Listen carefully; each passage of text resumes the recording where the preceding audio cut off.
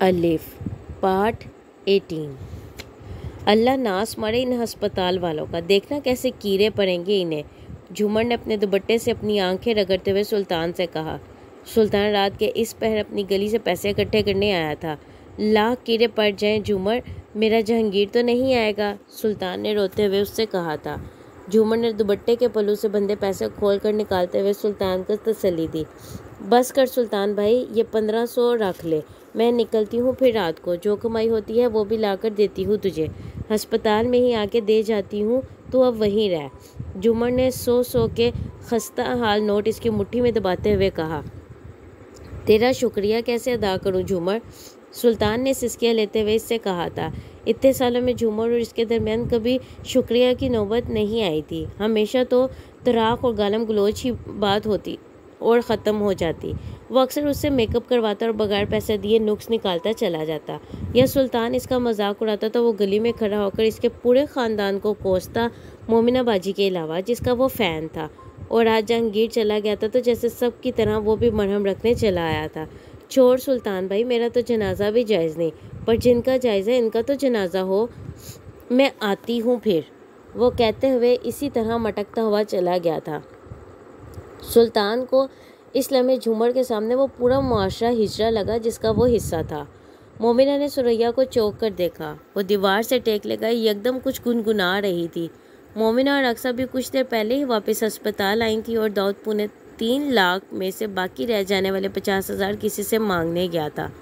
सुल्तान वहाँ नहीं था और वह अक्सा बरामदे के ज़मीन पर बैठी इकट्ठे होने वाले सारे लिफाफों और नोटों को एक आखिरी बार दोबारा गिन रही थी, यूँ जैसे कोई सलामी के लिफाफों से नोट निकाल कर गिनता है।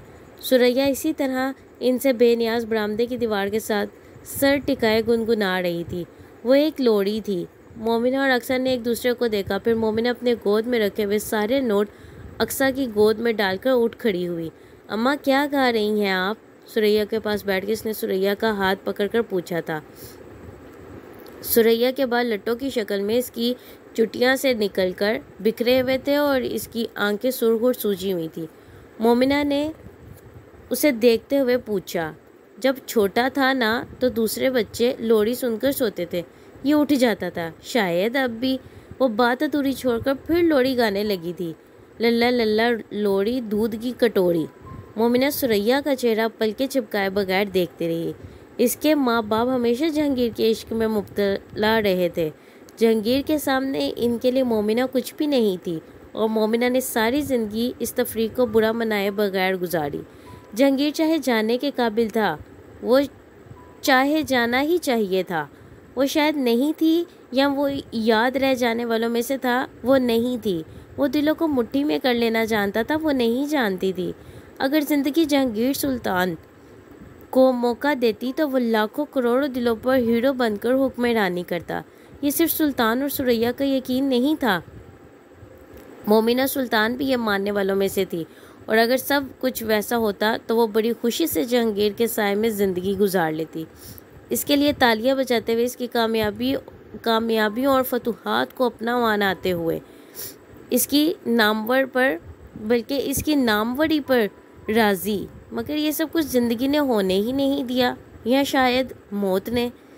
सुरैया का चेहरा देखते हुए वो अल्फाज ढूंढती रही जिनसे वो सुरैया को ये समझा सकती कि वो ये लोरी ना गाए। जहांगीर अब कभी नहीं उठेगा।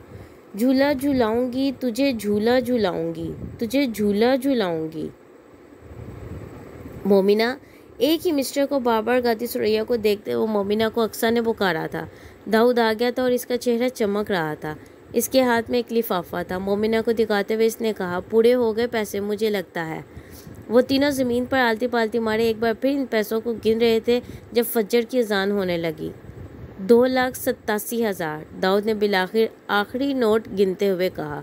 मोमिना को लगा वो जैसे वो शहजादी थी जिसके जिस्म में गाड़ी हुई सुइयाँ वो सारे नोट निकाल रही थी और आखिरी सुई इस आखिरी रकम से निकली थी। वो अब जहांगीर को घर ले जा सकती थी ताकि सुरैया वो लोरी ना गाए। दाऊद पैसे लेकर उठ खड़ा हुआ था। मोमिना बरामदे के ठंडे फर्श पर चित लेट गई थी, यूँ जैसे बहुत लंबी रेस में दौड़ने वाला इख्तितामी लाइन को पार करने के बाद ज़मीन पर गिरता है, वो भी तब जब रेस कोई और जीत चुका हो। مومنہ تم رو لو۔ اقصیٰ نے اس کی پیشانی پر ہاتھ رکھا تھا۔ وہ بہت دیر خاموش رہنے کے بعد بڑھائی، اب کس بات پر رونا ہے؟ اقصیٰ بول نہیں سکی۔ قلب مومن نے نیہا کو اپنے کسی کلائنٹ کے ساتھ اپنے بوتیک اسٹوڈیو میں بیٹھے دیکھا۔ وہ اس کے ساتھ اس کا برائڈل ڈسکس کر رہی تھی۔ قلب مومن ٹہلتے ہوئے ڈسپلے پر لگے برائڈلز دیکھنے لگا۔ نیہا نے اسے دیکھ لیا تھا، لیکن وہ مکمل طور پر اسے نظر انداز کرتے ہوئے اپنے کام میں مصروف رہی۔ اس کے بوتیک اسٹوڈیو میں وہ حصہ آفس کے طور پر استعمال ہو رہا تھا۔ کلاس پارٹیشن سے بوتیک کے باقی حصے سے الگ کیا گیا تھا۔ مومن وہاں ہونے والی گفتگو نہیں سن سکتا تھا، لیکن اسے اندازہ ہو گیا تھا کہ نیہا کو کلائنٹ کو فارغ کر دینے کی کوئی جلدی نہیں تھی۔ وہ تقریباً 10 منٹ وہاں ٹہلتا رہا اور بالآخر جب وہ کلائنٹ باہر نکلی تو وہ آفس میں داخل ہوا۔ اس نے مسکراتے ہوئے نیہا کو دیکھا۔ اس نے جواباً بے تاثر چہرے کے ساتھ اس سے کہا، میں کلائنٹ کے ساتھ میٹنگ میں تھی، میں نے تمہیں انٹرپٹ تو نہیں کیا؟ مومن نے جواباً کہا۔ وہ اب ایک کرسی سنبھال کر بیٹھ چکا تھا۔ ویٹ کرنا چاہیے تھا تمہیں، میں بلاتی تب اندر آنا چاہیے تھا۔ نیہا کا لہجہ ویسے کا ویسے تھا۔ مومن بھی اختیار ہنسا اور میز پر دونوں بازو پھیلا کر کچھ آگے جھکتے ہوئے بولا، ناراضی ختم کر دو اب۔ نہیں، میں کیوں ناراض ہوں گی تم سے، اور ہوں گی بھی تو تمہیں کیا پرواہ؟ نیہا نے جواباً اسی نروٹھے انداز میں کہا۔ پرواہ ہے تو یہاں بیٹھا ہوں نیہا۔ تم نے زوفی کا میری فلم میں کام کرنا ضد کیوں بنا لی ہے اپنی؟ وہ سنجیدہ ہو گیا۔ ضد؟ خواہش ہے میری، تم ضد سمجھ رہے ہو تو ایسا ہی صحیح، نیہا نے اسی تیکھے لہجے میں کہا۔ تمہارے اور میرے تعلق میں زوفی نہیں آنا چاہیے۔ مومن کی خفگی بڑھی۔ تمہارے اور میرے تعلق میں زوفی نہیں آیا مومن۔ تمہارا مسئلہ یہ ہے کہ تم اپنے علاوہ کسی کو کچھ نہیں سمجھتے۔ تمہاری میں بہت بڑی ہے، تمہاری ناک اس سے بھی زیادہ۔ اس نے بڑی تلخی سے مومن کو آڑے ہاتھوں لیا تھا۔ وہ بچھنے آیا تھا، وہ رگیدنے لگی تھی۔ میں ایسا نہیں ہوں نیہا، میں ہمیشہ سے ایسا ہی تھا، آج ایسا نہیں ہوا۔ مومن نے شہد کی طرح اس کے زہریلے جملوں کا گھون بڑھا تھا۔ میں نے تمہیں سمجھنے میں غلطی کی۔ اس کے جملے نے مومن کو تکلیف پہنچائی۔ تم مجھے ہرٹ کر رہی ہو، اس نے نیہا سے کہا۔ وہ جواباً استہزائیہ انداز میں ہنسی۔ نہیں، یہ کام تو تمہارا ہے، کوئی دوسرا کیسے کر سکتا ہے؟ میں تمہیں منانے آیا تھا، آرگیو کرنے نہیں۔ مومن اٹھ کھڑا ہوا۔ اس کی ہمت جیسے جواب دے گئی تھی۔ زوفی تمہاری فلم میں لیڈ رول کرے گا تو تمہارے اور میرے درمیان سب کچھ ٹھیک ہو جائے گا، ورنہ اٹس آل اوور۔ مومن نے بے یقینی سے اسے دیکھا۔ تمہارے نزدیک زوفی ہمارے رشتے سے زیادہ اہم ہے؟ نہیں، مجھے یہ دیکھنا ہے کہ تمہارے لیے تمہاری ضد اہم ہے یا میں۔ وہ اس کے بعد وہاں رکا نہیں۔ وہ لہجہ، وہ انداز، وہ جملے اس نے پہلی بار نیہا کے منہ سے سنے تھے، اور اگر قلب مومن کو شوق لگا تھا تو یہ غیر متوقع نہیں تھا۔ وہ کسی دوسرے مرد کے لیے اس سے لڑ رہی تھی، اسے چھوڑ دینے پر تیار تھی۔ قلب مومن کے لیے یہ حد کا میز تھا، اور حد کو برداشت کرنا مومن کی گٹھی میں شامل نہیں تھا۔ منظر بدلا۔ دادا جی، مومن بھائی کی شادی کر دیں اب۔ شکور عبدالعلی کے کمرے میں ہی فرش پر کپڑا بچھائے ان کے کپڑے استری کر رہا تھا۔ جب کپڑے استری کرتے کرتے اس نے یکدم عبدالعلی سے کہا تو وہ چونک کر مسکرائے۔ بیٹھے بیٹھائے تمہیں اس کی شادی کا خیال کیسے آ گیا؟ بس دادا جی، جب 24 گھنٹے پارٹیاں ہوں، لڑکیاں آئیں تو پھر شادی کا مشورہ ہی دے گا نا کوئی بھی شریف آدمی۔ شکور قمیض کی کریز بناتے ہوئے بولا، اور پھر اچانک اسے احساس ہوا کہ اسے عبدالعلی چپ ہو گئے ہیں۔ اسے اچانک احساس ہوا وہ کچھ غلط بات کر گیا تھا۔ ویسے مومن بھائی ہیں بڑے شریف آدمی، لیکن لڑکیاں نہیں نا اچھی آج کل کی۔ اس نے فوراً ہی کچھ گڑبڑائے ہوئے انداز میں تصحیح کی۔ شریفوں کو بھی خراب کر دیتی ہیں۔ اب مومن بھائی کو نہ بتائیے گا یہ ساری باتیں، ان کو پہلے ہی شبہ رہتا ہے کہ میں ان کی باتیں لوگوں کو بتاتا ہوں۔ حالانکہ آپ خود دیکھ لیں کہ آپ کتنے دنوں سے یہاں ہیں، میں نے کوئی ایک بھی بات بتائی آپ کو مومن بھائی کی؟ شکور نے بڑے فخری انداز میں جیسے ان سے تصدیق چاہی تھی۔ عبدالعلی گھنگ تھے۔ نہیں، تم نے تو کچھ بھی نہیں بتایا۔ وہ کچھ سوچتے ہوئے بڑبڑائے جیسے بہت پریشان ہوئے ہو۔ شکور ان کی تصدیقی جملے پر بے اختیار خوش ہوا۔ یہی باتیں تو اچھی لگتی ہیں مجھے آپ کی دادا جی، آپ بڑے سچے آدمی ہیں۔ ویسے آپ کو ایک بات بتاؤں، مومن بھائی آپ سے ڈرتے بڑا ہیں۔ اس نے جیسے کوئی انکشاف کیا۔ مجھ سے ڈرتا ہے؟ عبدالعلی حیران ہوئے۔ وہ تو کبھی بچپن میں بھی مجھ سے نہیں ڈرا۔ انہیں پتہ نہیں کیا یاد آیا تھا۔ نہیں، سچ میں آپ سے بہت ڈرتے ہیں، اسی لیے تو ساری ایسی ویسی تصویریں اور مجسمے اسٹور میں رکھوا دیے ہیں انہوں نے، بلکہ فریج میں سے اس چیز کی بوتلیں بھی ہٹوا دی ہیں انہوں نے، اور کین بھی۔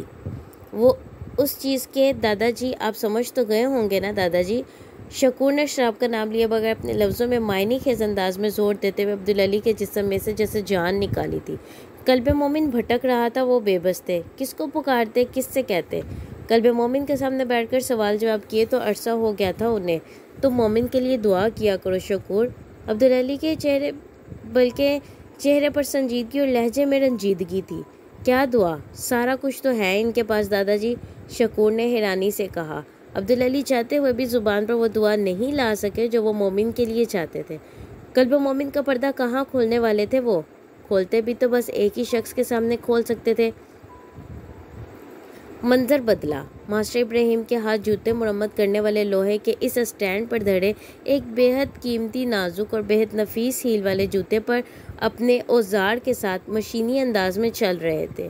وہ فرش پر بیٹھے تھے اور ان سے کچھ فاصلے پر ان کے جوتوں کی مرمت کی اس دکان میں دھرے ایک بینچ پر جینس میں ملبوس ایک نوجوان لڑکی اپنے مہندی رچے ہاتھوں کے ساتھ بیٹھی ہوئی تھی اور بے حد بے چین انداز میں بولتی جا رہی تھی۔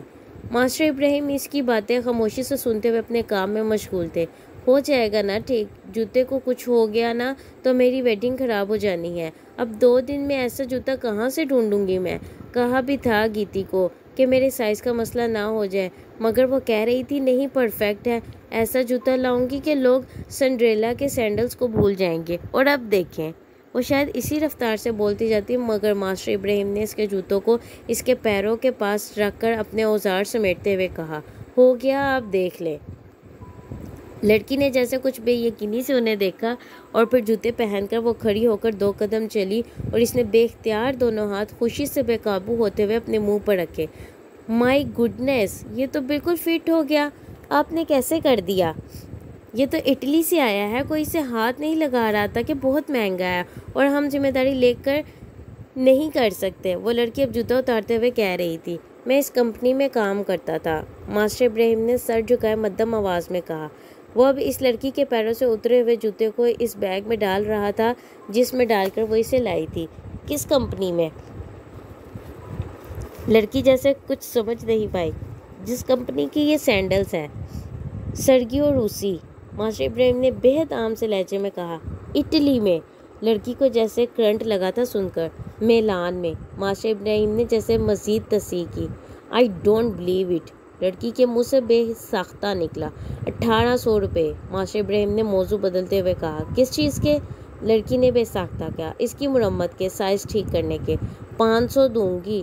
اس لڑکی نے 500 کا نوٹ بیگ سے نکال کر ماسٹر ابراہیم کو تھمایا تھا اور وہ ہنس پڑے تھے۔ کچھ کہے بغیر انہوں نے خاموشی سے 500 کا وہ نوٹ پکڑ لیا اور تب ہی اس لڑکی کے عقب میں کھڑے عبدالعلی کو انہوں نے دیکھا تھا۔ وہ بے اختیار 500 کا نوٹ چھوڑ کر کھڑے ہوئے تھے۔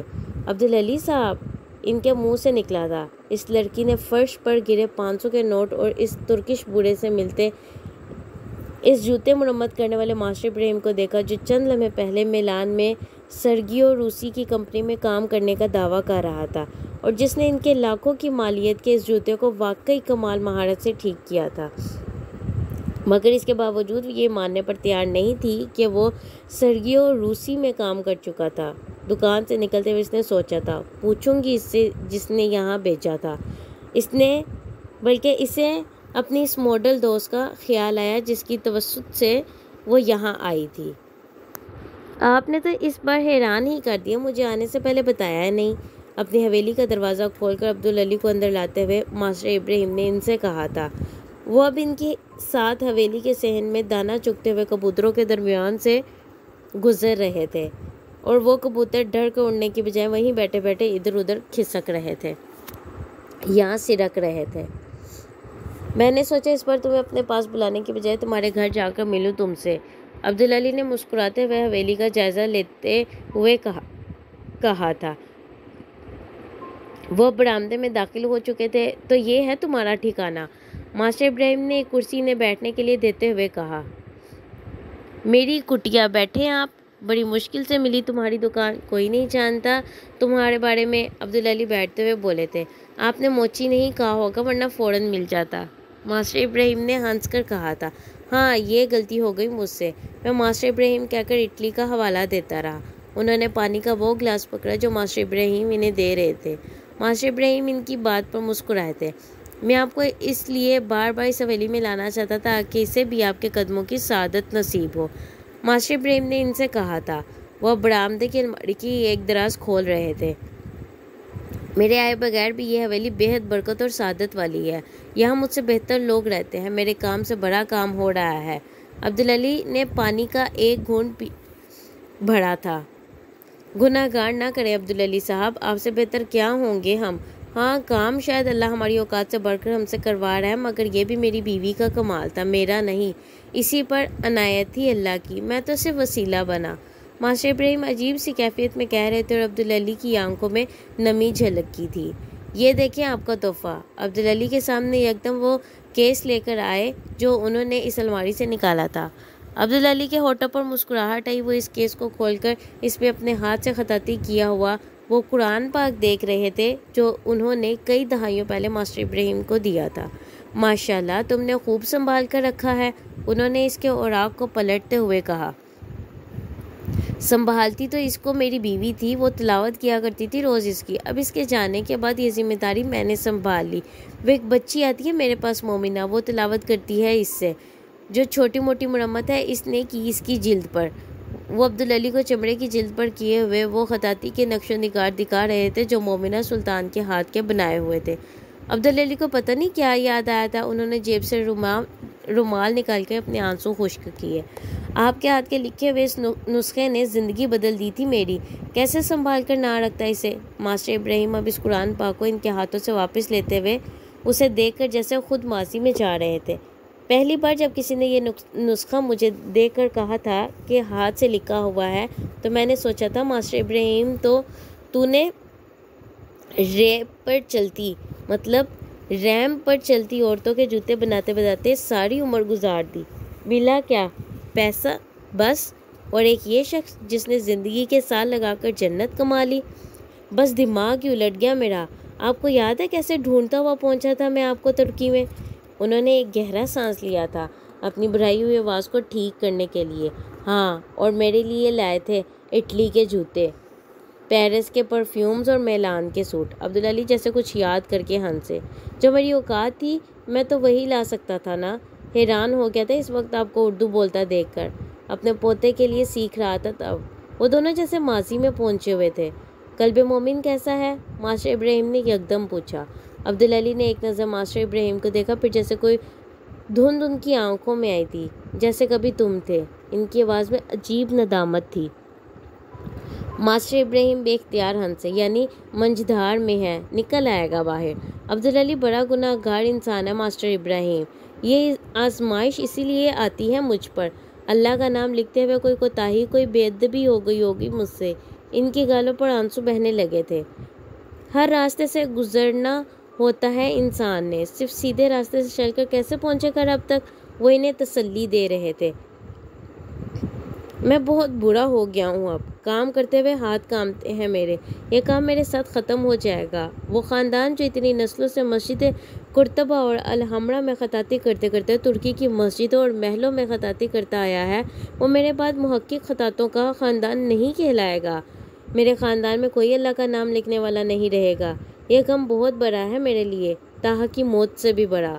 ماسٹر ابراہیم نے ان کا کندھا تھپکتے ہوئے انہیں تسلی دی۔ چائے بناتا ہوں آپ کے لیے، لیکن آپ روئے نہیں۔ استاد کی آنکھوں میں آنسو برداشت نہیں ہوتے۔ عبدالعلی نے رومال سے اپنی آنکھیں رک لی۔ بس دل بھر آیا۔ وہ کہیں نہیں جاتا، ادھر ہی آئے گا۔ میرے ماں باپ بھی بڑے پریشان ہوئے تھے۔ سیدوں کا بیٹا جوتے بنانے لگ گیا، وہ بھی عورتوں کے فیشن شوز۔ ریمپ پر وہ کیا سرکل تھا جس میں اٹھتا بیٹھتا تھا، نہ خاندان کی پرواہ تھی نہ دین کی، بس دنیا کا ہی ہو کر رہ گیا تھا۔ اور دیکھ لیں اللہ نے کہاں سے کھینچ کر کہاں لا بٹھایا ہے مجھے۔ میلان، پیرس، نیو یارک، کس کی نائٹ لائف روک سکی ہے مجھے؟ وہ ہنستے ہوئے کہہ رہے تھے۔ بس ایک وقت ہوتا ہے اور وقت سے پہلے کچھ نہیں ہوتا۔ آپ دعا کریں اللہ قلب مومن کا وہ وقت پہلے لے آئے۔ آنا تو ادھر ہی ہے اس نے۔ وہ انہیں تسلی دیتے ہوئے گئے تھے اور عبدالعلی ان کا چہرہ دیکھتے رہ گئے تھے۔ جاری ہے۔ ناول کا اگلے حصہ سننے کے لیے چینل کو لائک اور سبسکرائب کرنا مت بھولیں۔ شکریہ۔